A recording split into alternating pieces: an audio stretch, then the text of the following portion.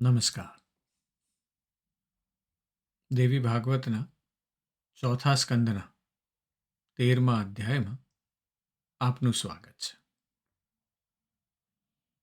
ગયા અધ્યાયમાં આપણે કર્મ અને ધર્મના અત્યંત નાટકીય અને જટિલ વળાંકોના સાક્ષી બન્યા છીએ. કથાના પ્રારંભમાં આપણે મહર્ષિ ભૃગુના પ્રચંડ ક્રોધ અને આતરનાદની વાત કરી. ભૃગુ ઋષિ પાછા આવ્યા છે અને જોયું તો પોતાની નિર્દોષ પત્નીની હત્યા થઈ છે, અને એ બદલ એ સાક્ષાત ભગવાન વિષ્ણુને પણ પૃથ્વી પર વારંવાર ગર્ભવાસનું દુઃખ ભોગવવાનો ભયાનક શ્રાપ આપી દે છે. અને ત્યારબાદ તેઓ દેવોના અને સમગ્ર બ્રહ્માંડને પોતાના સત્યના બળનો પરિચય કરાવે છે. મંત્રોચ્ચારથી પોતાની મૃત પત્નીને જીવિત કરી દે છે, પુનર્જીવિત કરી દે છે. અને આ પ્રમાણે ધર્મશક્તિનો જય જયકાર થાય છે. અને આ દિવ્ય ચમત્કાર જોઈને ઇન્દ્ર પાછા ફરીવાર ડરી જાય છે. એમને યાદ છે કે શુક્રાચાર્ય છે, એ ભૃગુ ઋષિના પુત્ર છે, એ શિવજી પાસે અજેય મંત્રો મેળવવા ગયેલા છે. અને એટલે શુક્રાચાર્યને વશ કરવા માટે પાછી ઇન્દ્ર એક સૂક્ષ્મ અને કપટપૂર્ણ એવી યોજના ઘડી દે છે. એ પોતાની પુત્રી જયંતીને શુક્રાચાર્યની સેવામાં મોકલે છે અને કહે છે કે કોઈ અપ્સરાઓ જેવું કામ ના કરતી, માત્ર નિસ્વાર્થ સેવા કરજે. અને પ્રસન્ન થયેલા શુક્રાચાર્ય જયંતી સાથે 10 વર્ષ માટે માયાના પડદા પાછળ અદૃશ્ય થઈ જાય છે. અને આ સુવર્ણ તકનો લાભ ઉઠાવીને દેવગુરુ બૃહસ્પતિ શુક્રાચાર્યનું રૂપ ધારણ કરે છે અને દાનવો સાથે એક મહાન છળ કરે છે. અને પોતાના શિષ્ય બનાવીને દાનવોને દાનવ વૃત્તિમાંથી ખોટા માર્ગે દોરવાનું ચાલુ કરે છે. આ ઘટના આજે આપણે વાત કરવી છે આની, કે જેવી આ વાત કરી જન્મેજયને વ્યાસજીએ કે બૃહસ્પતિએ શુક્રાચાર્યનું રૂપ લીધું છે અને આવું છળ કરવાની શરૂઆત કરી છે, ત્યાં સુધી તો રાજા જન્મેજય ધીરજથી વ્યાસજીની કથા સાંભળી રહ્યા હતા. પણ હવે સંયમનો બંધ તૂટી ગયો. હવે તેમણે જે કીધું એ જિજ્ઞાસાપૂર્વકનું નહોતું, પણ અંદર એક ઊંડો, તીવ્ર અને વ્યથિત આક્રોશ હતો. અને આપણે પણ જ્યારે આધ્યાત્મની કેડી પર ચાલીએ અને આપણે પણ જ્યારે આ બધા પુરાણ કે બીજા કોઈ પણ પ્રકારના ગ્રંથ વાંચીએ, ત્યારે આપણા સૌના મનમાં પણ ક્યારેક ને ક્યારેક આ જ પ્રશ્નો ઉઠતા હોય. એનો જ આ પડઘો છે, જે હવે પોતાની જિજ્ઞાસાને બાજુમાં મૂકીને એક પ્રકારનો વ્યથિત આક્રોશ એ જન્મેજય રજૂ કરે છે. જન્મેજય કહે છે મહર્ષિને, હે મહર્ષિ વ્યાસ, આ શું છે? દેવોના ગુરુ, વેદોના જ્ઞાતા છે, મહર્ષિ અંગિરાના પુત્ર છે બૃહસ્પતિ, અને એ આવું નીચ, નિંદનીય અને કપટપૂર્વક કાર્ય કેવી રીતે કરી શકે? આવું છળ બૃહસ્પતિ દ્વારા? શાસ્ત્રો તો કહે છે કે સત્ય એ જ ધર્મનો સાર છે. અને જો બૃહસ્પતિ જેવા મહાન આત્મા પણ પોતાના કે પોતાની કમ્યુનિટીના સ્વાર્થ માટે, પોતાના પેટ માટે અસત્યનો આશરો લે, તો પછી આ સંસારમાં શિષ્ટ એટલે કે સદાચારી શબ્દનો અર્થ જ શું રહ્યો? અત્યંત મર્મપૂર્વક વાત કરે છે જન્મેજય.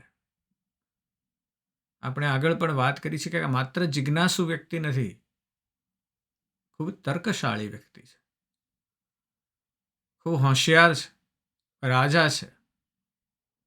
અને એટલે પ્રશ્ન કરે છે તર્કથી કે જો બૃહસ્પતિ આવું કામ કરે તો પછી શિષ્ટતાનો અર્થ જ શું રહ્યો? ક્યાં છે ધર્મ અને ક્યાં છે સત્ય?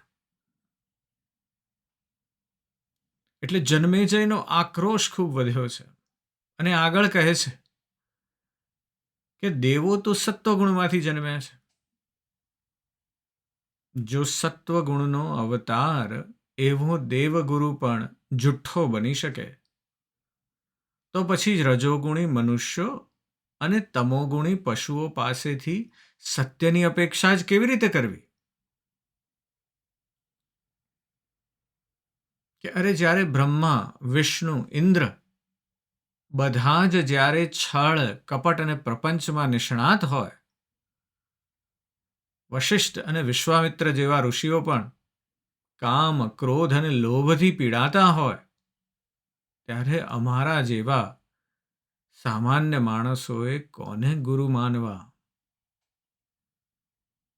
કોની પાસેથી માર્ગદર્શન લેવું?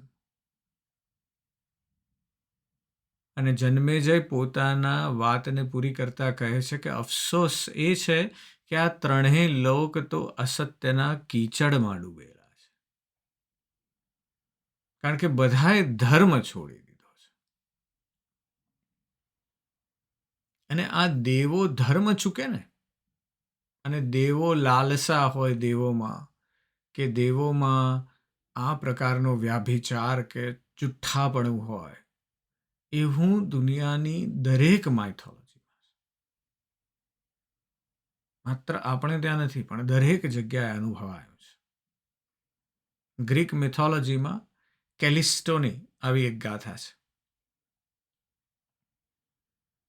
કેલિસ્ટો એ આર્કેડિયાના ગાઢ લીલાછમ જંગલોમાં રહેતી, અને કેલિસ્ટો અત્યંત સ્વરૂપવાન અપ્સરા હતી.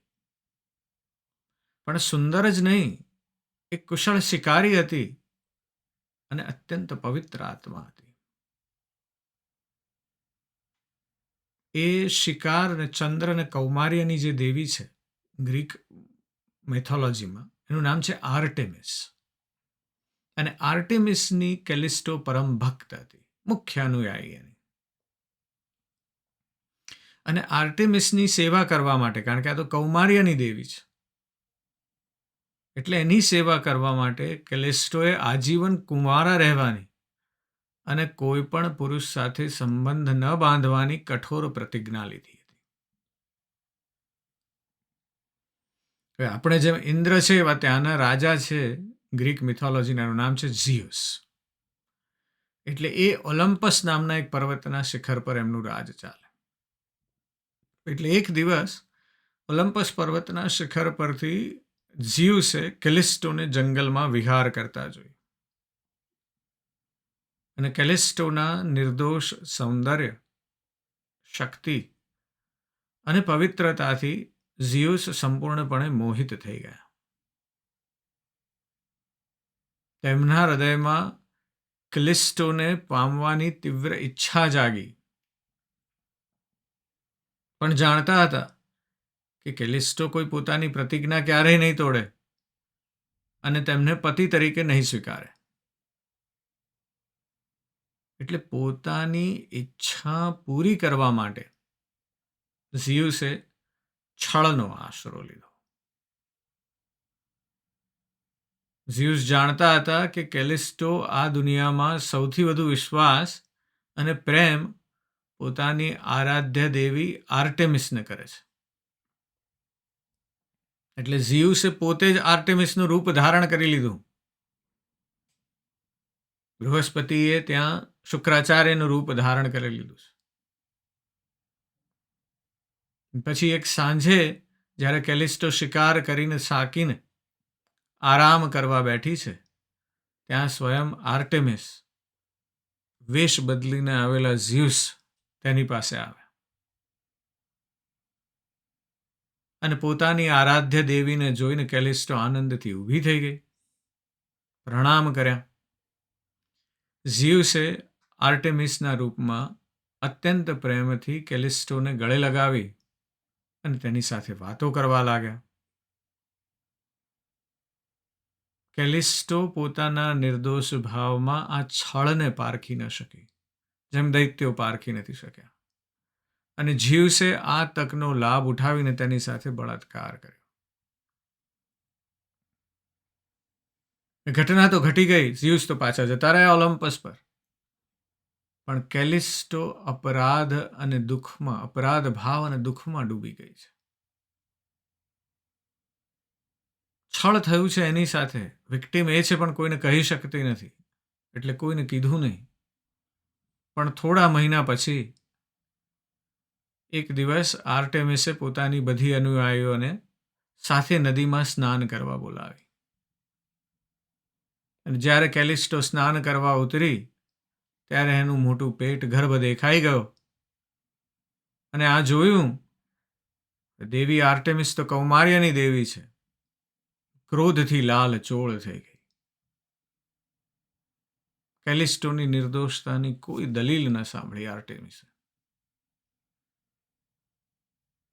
કેલિસ્ટોએ એના પ્રમાણે પવિત્રતા જે હતી એની પ્રતિજ્ઞા તોડી નાખી હતી, અને એટલે ક્રોધિત થઈને દેવી આર્ટેમિસે કેલિસ્ટોને પોતાની સેવામાંથી કાઢી મૂકી અને કેલિસ્ટો જંગલમાં એકલી ભટકવા માંડી. પણ આપણને એમ થાય કે ચાલો એની પીડા કદાચ પૂરી થઈ, પણ અહીંયા પીડા પૂરી થતી નથી.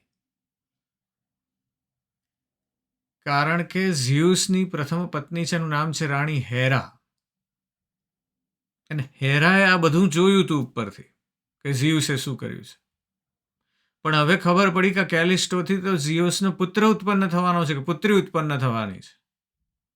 એટલે ઈર્ષાની આગ ભભૂકી ઉઠી હેરામાં કે આ ક્યાંક આનો પુત્ર થાય અને મારું રાજ્ય ન લઈ લે મારા પુત્ર પાસેથી, ઝિયુસનું. અને એટલે ભયાનક વાવાઝોડાના રૂપમાં પૃથ્વી પર ઉતરી હેરા અને કેલિસ્ટોની સામે પ્રગટ થઈ. અને હેરાએ કટાક્ષ કરતા કહ્યું કે તે આ સૌંદર્ય જે તારું છે એના દ્વારા મારા પતિને મોહિત કર્યો છે ને, તો હું આ સૌંદર્યને જ નષ્ટ કરી દઈશ. અને આમ કહીને હેરાએ કેલિસ્ટોને એક ભયાનક શ્રાપ આપ્યો. કેલિસ્ટોના જે સુંદર વાળ હતા એ ભૂખરા રંગની રૂંવાટીમાં ફેરવાઈ ગયા. તેના કોમળ હાથ પગ જે હતા એ તીક્ષ્ણ નોરવાળા પંજા બની ગયા, અને તેનું મધુર મુખ હતું એ એક રીંછના ભયાનક મોઢામાં પરિવર્તિત થઈ ગયું. તેનું સુંદર શરીર એક વિશાળ કાળા રીંછનું રૂપ લઈ ચૂક્યું હતું. અને કરુણા એ વાતની હતી કે બિચારી પોતે જ ભોગવી રહી છે ઝ્યુસનું છળ, અને પણ શરીર પશુનું બની ગયું છે, પણ મન જે છે અને યાદો જે છે બધા મનુષ્યના જ રહ્યા છે.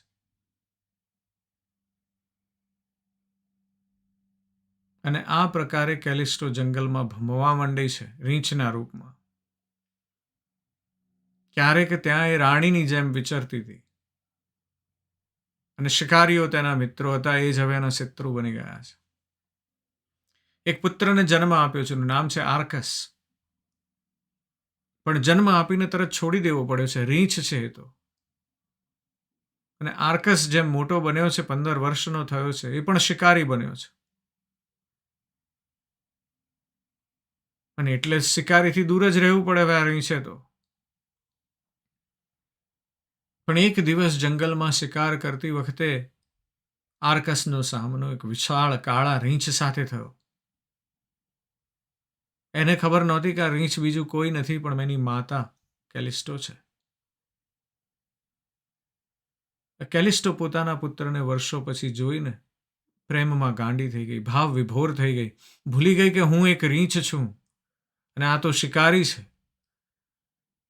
એ પોતાના પુત્રને ગળે લગાવવા માટે, તેના પ્રેમ કરવા માટે 2 પગ પર ઊભી થઈ ગઈ અને તેની તરફ આગળ વધી છે. પણ આર્કસને શું દેખાય છે?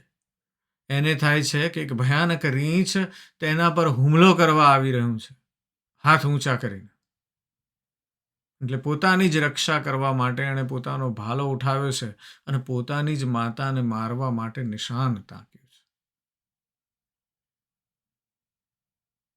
પણ આ જ અંતિમ ક્ષણે જ્યાં એક પુત્ર પોતાની માતાની હત્યા કરવા જઈ રહ્યો હતો, ત્યાં ઓલિમ્પસથી ઝ્યુસને દેખાયું. એણે કરુણ દ્રશ્ય જોયું અને પોતાના પાપ અને કરુણાતિકાથી એમનું હૃદય કંપી ઉઠ્યું. અને છેલ્લે આ પાપને રોકવા માટે પોતે એક વાવાઝોડાનું રૂપ લઈ અને નીચે આવ્યા અને આ માતા પુત્ર બંનેને પૃથ્વી પરથી ઉઠાવીને સીધા આકાશમાં સ્થાપિત કરી દીધા. અને ઝ્યુસે તે બંનેને તારાઓના રૂપમાં પરિવર્તિત કરી દીધા.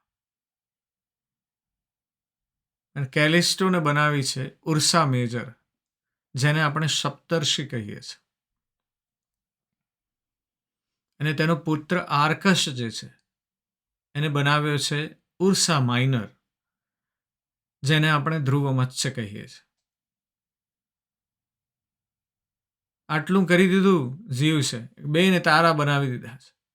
પણ હેરાની ઈર્ષા, ઝ્યુસની પત્નીની ઈર્ષા તો હજી શાંત થઈ નથી. એટલે એણે સમુદ્રના દેવતા પાસેથી વચન લીધું કે આ માતા પુત્રને ક્યારેય સમુદ્રમાં ડૂબકી લગાવીને આરામ કરવાની તક ન મળે. ને એટલે આજે પણ તમે જો ઉત્તર ભાગમાં હો પૃથ્વીના, તો આ બંને તારામંડળો ઉર્સા મેજર અને ઉર્સા માઇનર, સપ્તર્ષિ અને ધ્રુવ મત્સ્ય, 2 આપણી તરફ આમ સતત ફરતા રહે છે, પણ ક્ષિતિજથી નીચે જતા નથી. એટલે કથા આપણને શીખવે છે કે ભલે મહાન શક્તિઓ હોય દેવતાઓ પાસે, પણ વાસના, ઈર્ષા જેવા આવેગોથી જ નિયંત્રિત થાય છે એ લોકો પણ. એટલે આપણા નિર્દોષ મનુષ્યોની, આપણા મનુષ્યોની તો વાત જ કેવી રીતે કરવી. અને જન્મે જઈને આ જ પ્રશ્ન થયો છે. શ્રદ્ધા પર એની સંકટ આવ્યું છે. અને જન્મે જયનો આ અસ્તિત્વ તરફનો સંઘર્ષ જોઈને મહર્ષિ વ્યાસે અત્યંત ગહન, શાંત અને તત્વજ્ઞાનથી ભરેલો ઉત્તર આપ્યો છે. ફરી વાર યાદ કરાવે છે, જે આપણે આગળ 2 વાર યાદ કરી ચૂક્યા છીએ. ફરી વાર આ વાત સમજવાની છે, અહંકારની. આખો સ્કંધ જ એની પર અવલંબિત છે. વ્યાસજી કહે છે કે હે રાજન, શાંત થા. તારી વ્યથા હું સમજું છું, પણ તું જે જોઈ રહ્યો છું તે અધૂરું સત્ય છે. પૂર્ણ સત્ય એ છે કે જ્યાં સુધી દેહ છે ત્યાં સુધી અહંકાર છે. અને જ્યાં સુધી અહંકાર છે ત્યાં સુધી સત્વ, રજસ અને તમસ, આ 3 ગુણનું બંધન છે. એટલે આપણે એવું કોઈ દિવસ વિચારવાની શક્યતા જ નથી કે ખાલી સત્વ ગુણ બની રહે અને રજસ ગુણ અને તમસ ગુણ જતો રહે. એ શક્ય જ નથી. આપણે માત્ર કરવાનું શું છે કે સત્વ ગુણને જેટલું પ્રાધાન્ય બની શકે એટલું આપવું છે, બસ. That's it. જેનાથી એ પેલો અહંકાર જે છે એ કાબુમાં રહેશે. કારણ કે તો જ સત્વગુણશાળી સૃષ્ટિ બનશે. પણ આપણાથી શરૂઆત કરવાની છે. એટલે વ્યાસજી સમજાવે છે કે બ્રહ્મા, વિષ્ણુ, મહેશ હોય કે ઇન્દ્ર કે બૃહસ્પતિ, જ્યારે પણ આ આત્મા કોઈ દેહ ધારણ કરે છે ત્યારે તે પંચ મહાભૂત અને 3 ગુણોથી બને છે. અને એટલે એ કર્મના નિયમથી બંધાયેલો છે. જન્મેજયને કહે છે કે તેના કાર્યોમાં તને વિરોધાભાસ દેખાય છે. તું જુએ છે કે ભગવાન વિષ્ણુ ક્યારેક પરમ તપસ્વી બનીને તપ કરે છે, ક્યારેક વૈકુંઠમાં રમા સાથે લીલા કરે છે, ક્યારેક દયાના સાગર છે, તો ક્યારેક દાનવો સાથે ભયાનક યુદ્ધ કરે છે. અને યુદ્ધમાં ક્યારેક તેઓ જીતે છે ને ક્યારેક હારે પણ છે. અને આ બધું શું છે? એ કહે છે વ્યાસજી કે આ બધું એ 3 ગુણોની લીલા છે. વ્યાસજી અંતિમ સત્ય અદ્ભુત કહે છે કે હે રાજન, આ સૃષ્ટિ એક અનંત ચક્ર છે અને ચાલ્યા કરે છે. આવી રીતે પ્રલય થશે ને પછી ફરીવાર બ્રહ્મા વિષ્ણુ ને મહેશ બધા જીવો ઉત્પન્ન થશે અને ફરીથી એ જ કામ, ક્રોધ, લોભ અને મોહના ખેલ શરૂ થાય છે. બસ આ જ ચાલ્યા કરે છે. અત્યારે આપણા જે વૈજ્ઞાનિકો છે એ પણ આ જ વાત કરી રહ્યા છે કે આ યુનિવર્સમાં અત્યારે એવું દેખાય છે કે હબલ્સ ડિસ્ટન્સ નામ છે. હબલ નામના એક બહુ મહાન સાયન્ટિસ્ટ થઈ ગયા 20મી સદીની શરૂઆતમાં. અને એમણે પહેલી વાર જોયું કે એક ગેલેક્સીથી બીજી ગેલેક્સી પકડો ને તો બધું એકબીજાથી દૂર જઈ રહ્યું છે. બધું દૂર જઈ રહ્યું છે એકબીજાથી. કોઈ નજીક જ નથી આવી રહ્યું એકબીજાથી. એટલે એમણે વિચાર્યું આવું કેવી રીતે થાય? અને પછી ધ્યાન પડ્યું કે આ બધું એટલા માટે દૂર થઈ રહ્યું છે કે વિસ્ફોટ થયો છે, જેને બિગ બેંગ થિયરી કહીએ છીએ આપણે. અને વિસ્ફોટમાં જ્યારે વિસ્ફોટ થાય ત્યારે બધી વસ્તુ, વિસ્ફોટમાં જે પણ બધી વસ્તુ છે એકબીજાથી દૂર જતી જાય. અને એટલે એને કહેવાય છે હબલ્સ કોન્સ્ટન્ટ. હબલના એક ઝડપ છે અને એ પ્રમાણે બધી ગેલેક્સીઓ એકબીજાથી દૂર થતી જ જાય છે.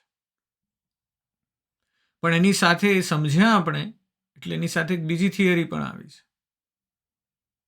એક થિયરી એવું કહે છે કે બસ બ્રહ્માંડ આવી રીતે ફેલાયા જ કરશે.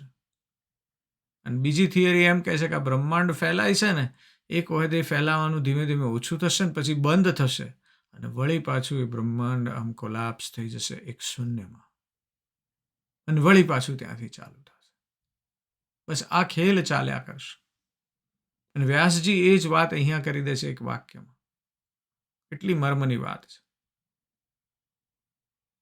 એ કહે છે કે આ પ્રલય થશે અને પ્રલય થયા પછી ફરી પાછી આ જ ચક્ર ચાલ્યા જ કરશે, ચાલ્યા જ કરશે. એટલે આ સંસારના ચક્રમાંથી મુક્તિની આશા રાખવી વ્યર્થ છે.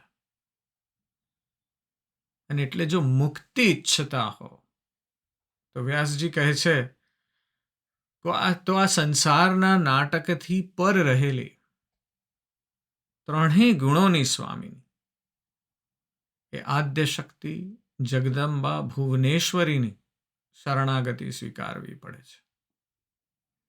તેના વિના મુક્તિનો બીજો કોઈ માર્ગ નથી.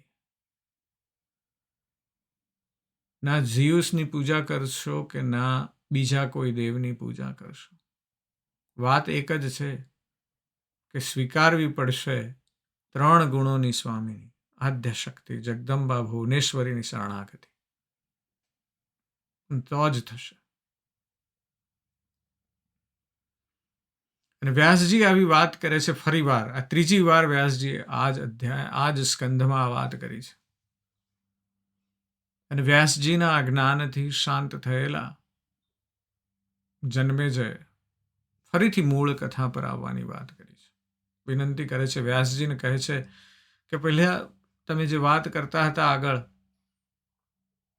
બૃહસ્પતિજીની એ વાત કરો. એટલે વ્યાસજી કહે છે સાંભળ કે પેલી તરફ દાનવો બૃહસ્પતિને જ પોતાના ગુરુ માનીને તેમના પર આંધળો વિશ્વાસ મૂકીને રહેવા લાગ્યા છે. અને લાભની આશા છે ને એટલે કોણ નથી છેતરાતું. લાભ આપણને બહુ જલ્દીથી છેતરી દે છે. આવી ઘટના બહુ જ બની છે. હમણાં નજીકની જ ઘટના લઈએ, 20 વર્ષ પહેલાં, 20-25 વર્ષ પહેલાંની ઘટના છે. જો તમે 2000ની સાલમાં કોઈ અમેરિકાના વ્યાવસાયિક જગતમાં જઈને કોઈને પૂછ્યું હોય કે ભાઈ ભવિષ્યમાં કોઈ કંપની ઉપર રોકાણ કરવું છે, મારે આજે રોકાણ કરવું છે, તો કયા કંપનીમાં રોકાણ કરવું, તો દરેકના મુખ પર આ એક જ કંપનીનું નામ આવતું, એનરોન. એનરોન એનર્જી કંપની હતી. પેલું જૂના જમાનાની ઓઇલ કે તેલ ગેસની કંપની નહીં, પણ એક નવા અર્થતંત્રના મશાલચી તરીકે પોતાને રજૂ કરતી. ટેક્સાસમાં હ્યુસ્ટન નામના એક શહેરમાં મોટું ગગનચુંબી ટાવર, અને એમાં કહેતી એનરોનની, અમે કોઈને એનર્જી નથી વેચતા, આઈડિયા વેચીએ છીએ, ભવિષ્ય વેચીએ છીએ. અને બધી મોટી મોટી બિઝનેસની જે મેગેઝિન છે, ફોર્ચ્યુન મેગેઝિન અને ફોર્બ્સ મેગેઝિન, એ બધાએ સતત 6 વર્ષ સુધી એનરોનને અમેરિકાની સૌથી નવીન એટલે કે મોસ્ટ ઇનોવેટિવ કંપનીનો ખિતાબ આપ્યો. બધા એક જ ગીત ગાઈ રહ્યા હતા, અને આ ગીત એ ગાઈ રહ્યા હતા, અને એના લીધે કોઈએ જોયું નહીં કે પેલા કાચના મહેલની અંદર શું ચાલી રહ્યું છે. વોલ સ્ટ્રીટના પંડિતો, નાણાકીય વિશ્લેષકો, બધા ફાઇનાન્શિયલ એનાલિસ્ટ, જેમનું કામ કંપનીના હિસાબોની ચકાસણી કરવાનું હતું અને રોકાણકારોને સાચી સલાહ આપવાનું હતું, એ પણ આ ટોળામાં જોડાઈ ગયા હતા. એનરોનના ચારે તરફ વખાણ સતત થયા કરતા. અને તમે કોઈ પણ ફાઇનાન્શિયલ એનાલિસ્ટને પૂછો, શેર બ્રોકરને પૂછો, એક જ વાત કરે, એનરોનના શેર ખરીદી લો.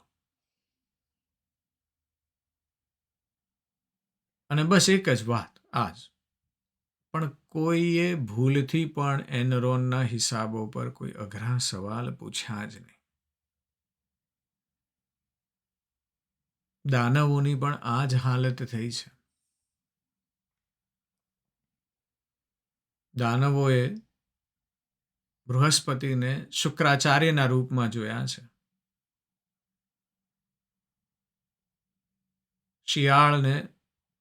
શિયાળે ઉપર ઘેટાનું આવરણ પહેરી લીધું છે. અને એટલે જો કોઈ પ્રશ્ન પૂછે તો પાછી જૂની વિચારસરણી કરીને એને બ્લેકલિસ્ટ કરી દેવામાં આવતો. અને નોકરી ગુમાવવાના ડરથી અને આ મહાન ટ્રેન ચૂકી ના જવાય એની લાલચથી લગભગ બધાય એમ્પ્લોયી ને બધાય પંડિતો એકી અવાજે બસ એનરોનના ગુણગાન ગાતા રહે. અંધતા આવી ગઈ હતી. આ જ દૈત્યપણું છે આપણી અંદર. અંધતા આવી જાય. આપણે છેતરાઈ રહ્યા છીએ એવી ભાન જ ન રહે.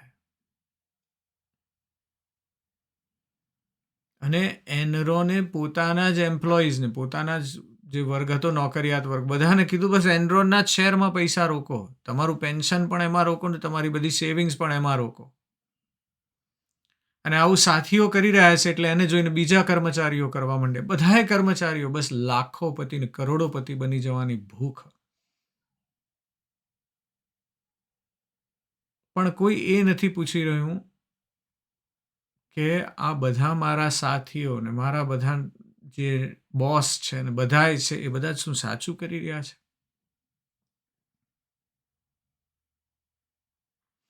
અને આ એ જ ટોળાના ભાગ હતા જે પોતાના વિનાશ તરફ આગળ વધી રહ્યા હતા. અઢળક લોકોએ પોતાના સપના પૂરા કરવા માટે પોતાની બધી બચત લગભગ એનરોનના જ શેરમાં લગાવી દીધી હતી. પણ સત્ય એ સત્ય છે અને આપણે જોવાના છીએ. એક યુવાન પત્રકાર બેથની મેકનીલ નામની, અને બેથનીએ ફોર્ચ્યુન મેગેઝિનમાં એક લેખ લખ્યો અને એક સરળ જ પ્રશ્ન પૂછ્યો કે આ એનરોનના શેર વધતા જાય છે અને આપણું કે એનર્જી કન્ઝમ્પશન એટલા જ જોરથી વધતું નથી. એના શેર 20% વધે છે ને આપણું એનર્જી કન્ઝમ્પશન ત્યાંનું ત્યાં જ છે. તો આ એનરોન પૈસા કેવી રીતે કમાય છે? બસ આટલો નાનો પ્રશ્ન કર્યો. અને પ્રશ્ન ઉઠાવ્યો એટલે કોઈ જવાબ તો આપવો પડશે, એટલે એને જાત જાતના લોકોને જઈને પ્રશ્ન કર્યો. પેલા વોલ સ્ટ્રીટના માંધાતાઓને, ફાઇનાન્શિયલ એનાલિસ્ટને, વિશ્લેષકોને, એનરોનને ખુદને, પણ કોઈની પાસે એનો જવાબ જ નહોતો. અને પ્રશ્ન એવો તણખો હતો કે એણે બારૂદના ઢગલામાં જઈને જાણે આગ લગાડી દીધી. અને પછી ધીમે ધીમે પડદા પાછળની બધી ભયાનક હકીકતો બહાર આવવા લાગી કે એનરોને તો પોતે જ હજારો ખોટી શેલ કંપનીઓ, ખોટી ખોટી કંપનીઓ બનાવી છે અને એમાં અબજો ડોલરના દેવા ને નુકસાનને છુપાવી દીધું છે. જે નફો દેખાતો હતો એ માત્ર એક ભ્રમ હતો, એક જાદુઈ ખેલ હતો. અને જેવું આ સત્ય બહાર આવ્યું કે પેલું ટોળું વિખરાઈ ગયું. પેલા વિશ્લેષકો જે ખરીદો ખરીદોની બૂમો મારતા હતા, હવે વેચો વેચોની ચીસો પાડવા માંડ્યા. અને એક સમયે આ શેરનો ભાવ $90 હતો અને ગણતરીના દિવસોમાં ઘટી ને $1 પણ ઓછો થઈ ગયો. એ કાચનો ભવ્ય મહેલ ધ્વસ્ત થઈ ગયો એક રાતમાં. હજારો કર્મચારીઓને, લાખો ઇન્વેસ્ટર્સ, જીવનભરની બચત બધું એક સાથે ગુમાવી દીધું. સપના, વિશ્વાસ બધું રાખ થઈ ગયું. અને આ દેવગુરુ બૃહસ્પતિની જે કથા છે એમાં પણ કંઈક એવું જ થઈ રહ્યું છે કે સત્તા, પ્રતિષ્ઠા અને લોભ આ ત્રણનો નશો હોય છે. સત્તા, પ્રતિષ્ઠા અને લોભ. અને આ લોભ છે ને એ મોટા મોટા પંડિતો અને ગુરુઓને પણ અસત્યનો માર્ગ અપનાવવા તરફ લઈ જાય છે. આ પહેલી વાત છે. બૃહસ્પતિજીને સત્તા પ્રતિષ્ઠાનો લોભ છે. દેવોએ કીધું છે, ઇન્દ્રએ કીધું છે, લાવો આ કરીએ, એટલે કે ચલો કરીએ. અસત્યનો માર્ગ અપનાવ્યો છે, અધર્મનો માર્ગ અપનાવ્યો છે, છળનો માર્ગ અપનાવ્યો છે. અને આ બાજુ આપણને બીજી વાત એ છે દૈત્યોની છે. ટોળાનું વર્તન, એને હર્ડ મેન્ટાલિટી કહીએ છીએ. આખું જગત એક જ દિશામાં દોડી રહ્યું હોય ત્યારે અટકીને શાંત ચિત્તે અને પોતાના વિવેકને એક પ્રશ્ન કરવો અત્યંત જરૂરી છે કે આ બધા સાચી દિશામાં દોડી રહ્યા છે ને? પેલી જૂની સસલાની કથા છે, આભ પડ્યું, આભ પડ્યું, આભ પડ્યું. એ દિશાની કોઈ મંજિલ તો છે ને, અને ખાઈ નથી ને મંજિલ. એટલે આ સાચું જ્ઞાન એ ટોળાના ઘોંઘાટમાં નહીં, પણ આત્માના શાંત અવાજમાં છે. પણ આવું ઊભા રહી ને આપણે ક્યારેય પૂછતા નથી. આપણે આ હર્ડ મેન્ટાલિટીમાં ઘડીએ ને પડીએ જોડાઈ જઈએ છીએ. જ્યાંથી ને ત્યાંથી આપણે બસ માની જ લેવું છે. જો બીજા કંઈક કરે છે તો આપણે પણ કરવું. કોઈક એક ગુરુ ફેમસ થઈ ગયા છે, ચાલો આપણે પણ એમાં જોડાઈ જઈએ.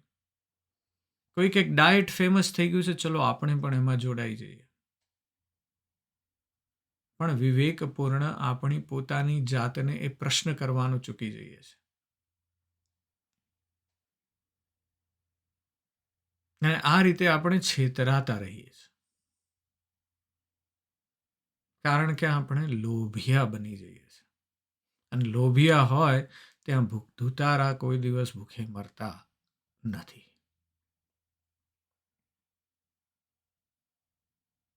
અને આ રીતે બૃહસ્પતિ પર આંધળો વિશ્વાસ મૂકીને દૈત્યો છેતરાવા માંડ્યા છે. બીજી તરફ 10 વર્ષનો સમયગાળો પૂરો થયો ને શુક્રાચાર્ય જયંતિ સાથે પોતાના માયાવી વિહારમાંથી બહાર આવ્યા અને તેમણે તરત જ પોતાના પ્રિય શિષ્યો દાનવોની યાદ આવી અને જયંતિ પાસેથી પ્રેમપૂર્વક વિદાય લીધી અને ઉતાવળે દાનવો પાસે પહોંચ્યા. પણ ત્યાં પહોંચીને તેમણે શું દ્રશ્ય જોયું અને જે દ્રશ્ય જોયું એમાંથી એમના પગ નીચેથી જમીન સરકી ગઈ. તેમણે જોયું કે બૃહસ્પતિ જે તેમના જ રૂપમાં બેઠા છે એ દૈત્યોને શિષ્ય તરીકે ઉપદેશ આપી રહ્યા છે. અને કેવો ઉપદેશ!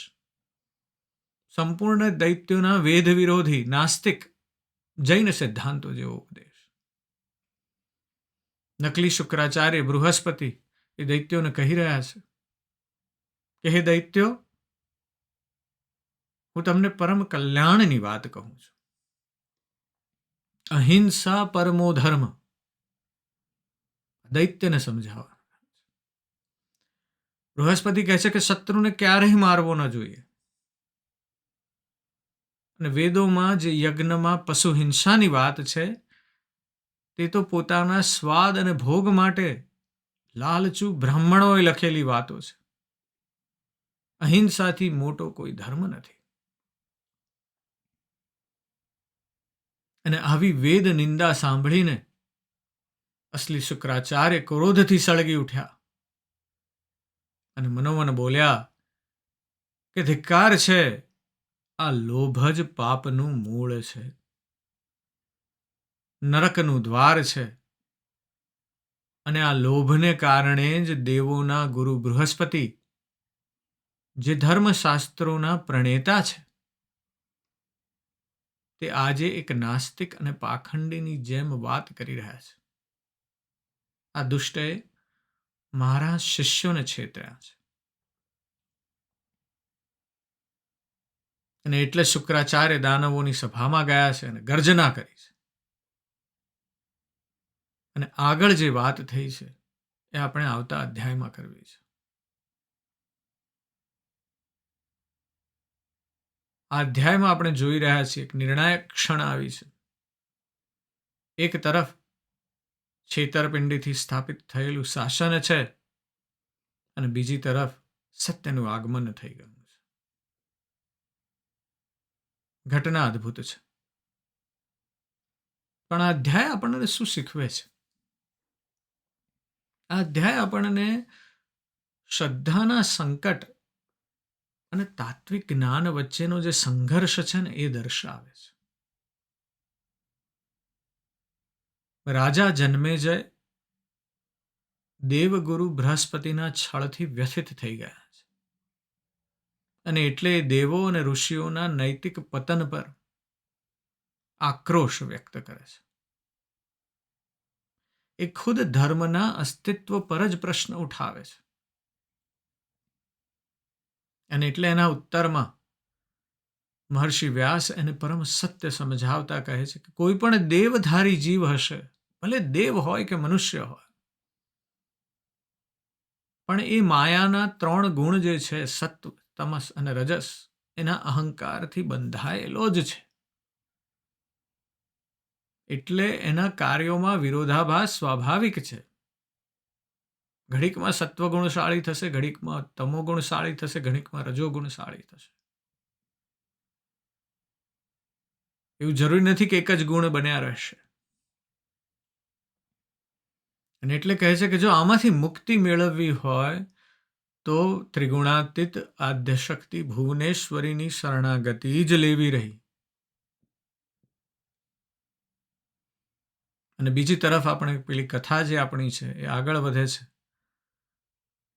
શુક્રાચાર્ય 10 વર્ષ પછી પાછા ફર્યા છે અને જોવે છે તો બૃહસ્પતિ તેમના રૂપમાં દાનવોને વેદ વિરોધી અને અહિંસક ઉપદેશ આપીને છેતરી રહ્યા છે.